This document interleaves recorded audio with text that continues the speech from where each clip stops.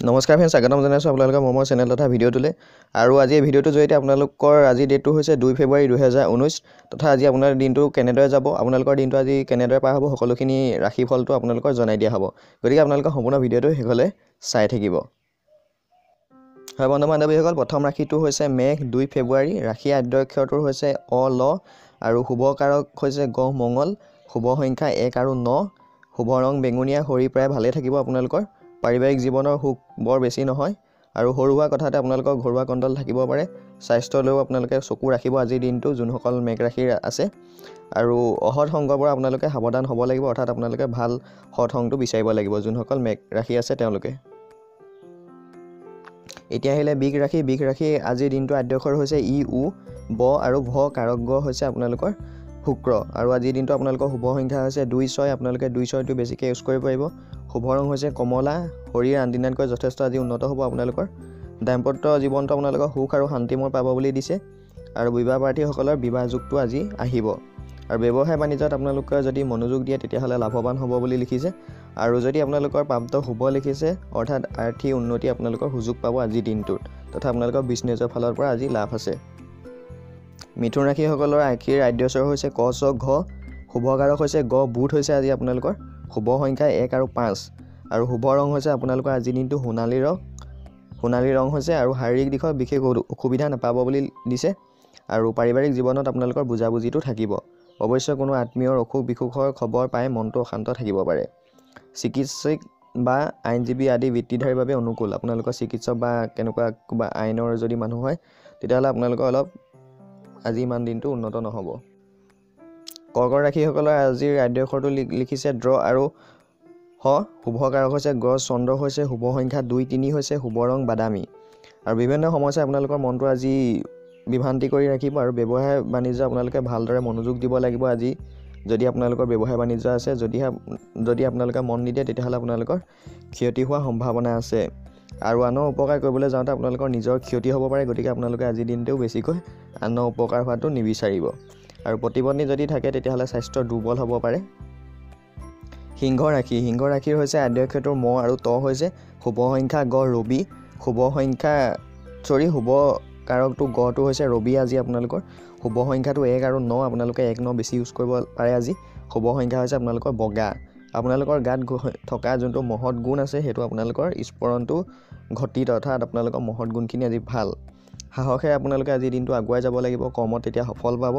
আৰু আৰ্থিক উন্নতিৰ লক্ষণটো আছে। আপোনালোকৰ মনটো আজি উৎফুল্লিত হৈ থাকিব। প্ৰেমতো আপোনালোকৰ চঞ্চল থাকিব যোনসকল হৈছে সিংহ ৰাশিৰ। কন্যা ৰাশি। কন্যা ৰাশিসকলৰ আদ্য অক্ষৰ হৈছে প আৰু থ। ইয়াত শুভ কাৰক হৈছে আপোনালোকৰ গ, বুধ। শুভ সংখ্যা হৈছে 1, 5 আৰু শুভ ৰং হৈছে মুগা।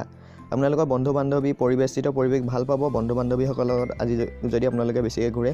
আৰু ধৰ্মীয় আপোনালোকৰ কামৰ প্ৰতি আস্থাটো বাঢ়িব। সম্ভৱ চনত খাই ভাই এইবিলাক আপোনালোকে য'ত ত'ত খাই মেলি ফুৰিব পাৰে। আপোনালোকে য'ত ত'ত ফুৰিবলৈ যাব পাৰে আজি। সন্তানক লৈ চিন্তিত। আপোনালোক যদি সন্তান আছে বিয়া বাৰু কৰা তেতিয়াহ'লে আপোনালোকৰ অলপ চিন্তা থাকিব। তুলা ৰাশি আদ্য অক্ষৰ ৰ আৰু ত, যিটো আপোনালোকৰ গ হয় তুলা ৰাশি আজি, সেইটো আপোনালোকৰ হৈছে শুক্ৰ।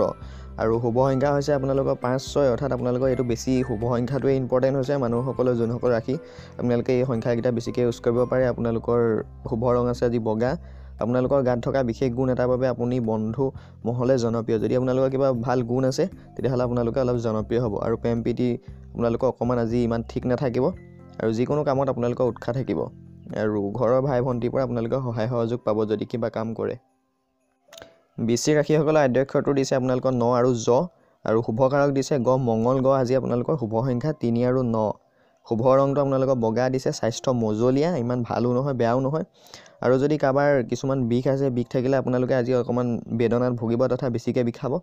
আৰু বিবাহ প্ৰাৰ্থী বিবাহৰ যুগ আজি হ'ব পাৰে আপোনালোকৰ। প্ৰেম বিবাহো হ'ব পাৰে।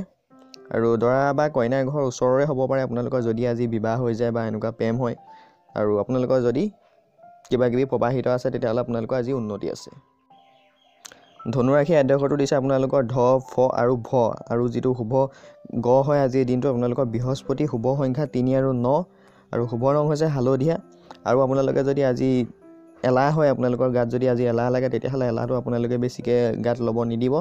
অকণমান ষ্ট্ৰংকৈ থাকিব আৰু আপোনালোকৰ যদি যিটো নিৰিবিলি ভাৱ থাকে শান্তিত থাকিব পাৰিব তেতিয়া আৰু ব্যৱসায় যদি আপোনালোকে কৰে তেতিয়াহ'লে আপোনালোকৰ যি উন্নতি আছে আৰু আপোনাৰ যদি উন্নতি আছে তেতিয়াহ'লে আপোনালোক যদি বিবাহিত তেতিয়াহ'লে পত্নী সকলোৱে সহায় পাব মকৰ ৰাশি আদ্যক্ষৰ হৈছে খ আৰু জ শুভ কাৰকটো হৈছে আপোনালোকৰ আজি শনি শুভ সংখ্যা হৈছে 6 আৰু 7 আৰু শুভ ৰং হৈছে কফি আৰু যদি আপোনালোকৰ ৰাশিৰ কেন্দ্ৰত 4টা গ্ৰহ বহাত শুভাশুভ মিশ্ৰিত ফল পাব যদি আপোনালোকৰ 4টা গ্ৰহ ঘূৰে আজিৰ দিনটো তেতিয়াহ'লে আপোনালোকৰ আজিৰ দিনটো ভাল থাকিব আৰু লেখক লেখিকাসকল তথা বুদ্ধিজীৱীসকল আজিৰ দিনটো ভাল প্ৰেমতো আজি আপোনালোকৰ ভাল আছে দাম্পত্য জীৱন আপোনালোকৰ আজিৰ দিনটো ভালেই আছে ব্যৱসায় বাণিজ্য উন্নতিৰ যুগ ঠিকে আছে মকৰ ৰাশিসকলৰ